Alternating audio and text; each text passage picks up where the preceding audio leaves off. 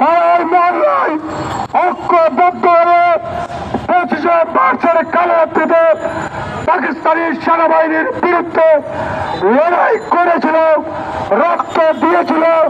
ঢাকার রাজারবাগে পুলিশ বাহিনীরা নিজের প্রাণ দিয়ে বাংলার স্বাধীনতাকে অটুট রাখার জন্য সর্বাত্মক চেষ্টা চালিয়েছিল।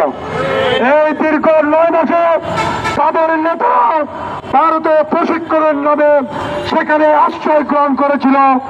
13 তারিখ রাত্রে ইয়াহিয়া ভুট্টোর সাথে আঘাত করতে চেয়েছিল, কিন্তু এরকম নিউজ মিডিয়া না থাকার কারণে কথাটা হয়নি।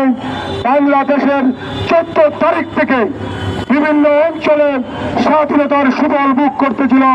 16ই ডিসেম্বর আমরা সুফলতা ভোগ করে স্বাধীনতার সূর্য গ্রহণ করেছিলাম। কিন্তু সেই কথাটা আমি প্রথমে